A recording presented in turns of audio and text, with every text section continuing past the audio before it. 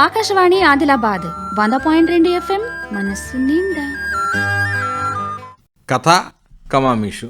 కథానికలు ఎంతో వినోదాయకంగా ఉంటాయి, కానీ ఆ ప్రక్రియను నిర్వచించే ప్రయత్నం సాధారణంగా పరమ విషాదకరంగా ముగుస్తుంది అన్నాడు డేవిడ్ డేవిడర్. కథానికను జీవిత శకలంగా అభివర్ణించి చేతులు దులుపుకునే వాళ్ళు నిజానికి ఏమీ నిర్వచించడం లేదని గమనించ ప్రార్థన. ఎందుకంటే జీవితం ఏ నిర్వచనానికి తలంచుతుంది గనక.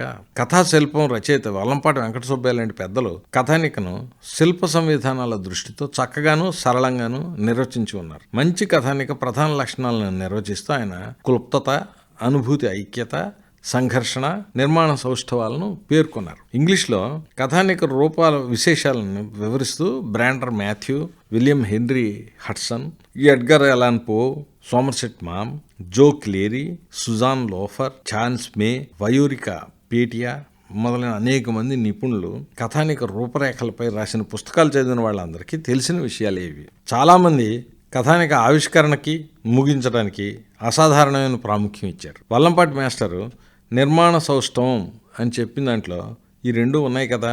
కథానికకి ఉండాలని మాస్టర్ చెప్పిన క్లుప్తత విమర్శకు కూడా ఉండాలి కదా. అయితే కథానిక చరిత్రకి సంబంధించి వల్లంపాటి మాస్టరు అప్డేట్ అయి ఉండకపోవచ్చు, అది వేరే విషయం. ఆయనకి దురుద్దేశాలు అంటగట్టడం మన సంస్కార విశేషాన్ని మాత్రమే బయట పెడుతుంది. తారీఖులు, దస్తావేజులు చరిత్ర సారం కావనుకున్నారేమో మాస్టరు.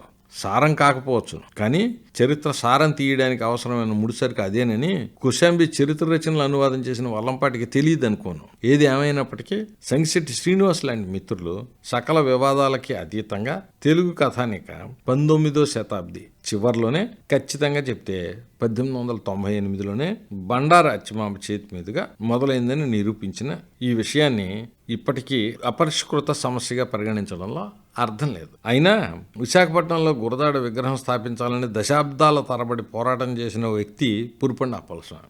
ఆయన కడదాకా తొలి తెలుగు కథాస్థానం ఆచంట వెంకట సాంఖ్యాయన శర్మ గారి లలిత కథానికి దక్కాలని అనేక వేదికలు మించి చెబుతుండేవారు. 1903లో శర్మగారు మేరంగి నుంచి నడుపుతూ ఉండిన కల్పలత పత్రికలో లలిత అచ్చైన సంగతి సాహిత్య చరిత్ర విద్యార్థులకు తెలియంది కాదు. శర్మగారు ఆ కథను గురదాడు మాదిరిగా ఆధునిక వ్యవహార భాషలో రాయలేదన్న సంగతి కూడా అందరికీ తెలిసిందే. సాంఖ్యాయన శర్మ కల్పలతలోనే ప్రచురించిన స్వీయ రచన అపూర్వోపన్యాసం చక్కని వ్యంగ్య రచన, కానీ దానికి కథానిక లక్షణాలు లేవు. గురదాడు మనకు చుట్టమా, అచ్చమామ కాకుండా పోయారా? ఆమె కాకపోతే రాయసం వెంకట శివుడో, సాంఖ్యాయన శర్మ, మాడపాటి హనుమంతరావు ఎవరో ఒకరు మొదలు పెడితేనే కదా కథానిక ప్రక్రియ మారాకు వేసి మహావృక్షంగా ఎదిగింది. ఆధునిక సాహిత్య రూపాల్లో బహుశా కవిత్వం తర్వాత అతి ముఖ్యమైన ప్రక్రియ కథానిక.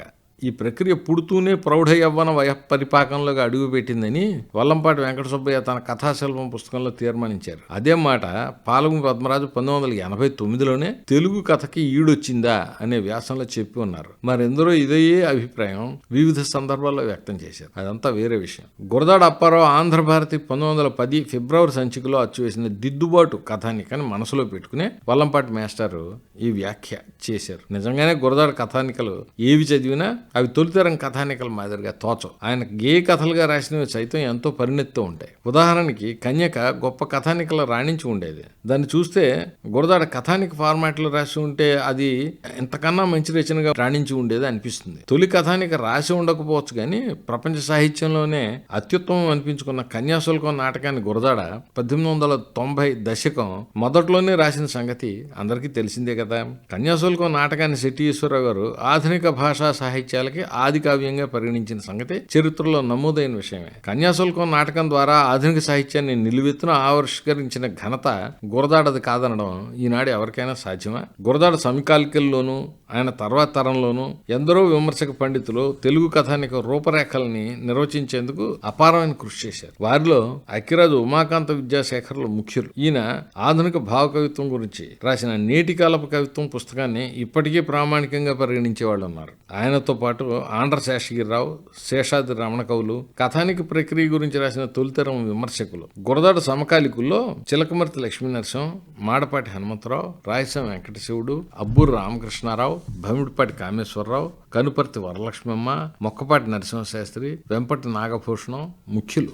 శ్రీపాద సుబ్రహ్మణ్య శాస్త్రి, వేలూరు శివరామ శాస్త్రి, మల్లాది రామకృష్ణ శాస్త్రి, పానుగంటి లక్ష్మీ నరసింహారావు, గిడుగు సీతాపతి, అడవి బాపిరాజు, విశ్వనాథ సత్యనారాయణ, చలం, చింత దీక్షితులు, కవికొండల వెంకట్రావు, గుమ్మిడిదల దుర్గాబాయమ్మ, మునిమాణిక్య నరసింహారావు, నందగిరి వెంకట్రావు తదితరులను కూడా తొలితరం కథానిక రచయితలుగా పరిగణిస్తున్నారు. తొలితరం మలితరం మాట ఎలా ఉన్నా తెలుగులో అద్భుతమైన కథా సాహిత్యం పుట్టుకొచ్చింది. కొడవటిగంటి కుటుంబరావు, పాలగుం పద్మరాజు, చాగంటి సోమయాజులు, రాచకొండ విశ్వనాథ శాస్త్రి, పురాణ Subrahmanya Sharma, అంగార Venkatakrishna Rao, Kalipatnam Rama Rao, Allam Seshagiri Rao, Pusapati Krishnaraju, Nellore Keshava Swamy, Rachamal Ramachandra Reddy, Sodum Jayaram, Mullapudi Venkata Ramana, K Sabha, Madhurantakam Rajaram, Peddibotla Subbaramaiah, KNY Patanjali, Namini Subrahmanyam Naidu, BVS Rama Rao, Pulikanti Krishna Reddy, P Ramakrishna, Tummeti Raghuttam Reddy, Singamaneni Narayana, Narayana Swamy తదితరులు గొప్ప కథలు రాశారు. వందలాది యువ రచయితలు నిత్యం గొప్ప కథానికలు రాస్తూనే ఉన్నారు. అంచేత కథానిక ప్రాముఖ్యం ముందు ముందు కూడా తెలుగు సాహిత్యంలో కొనసాగుతూనే ఉంటుందన్నలో సందేహమే లేదు. ఆకాశవాణి ఆదిలాబాద్ 100.2 FM మనసు నిండా.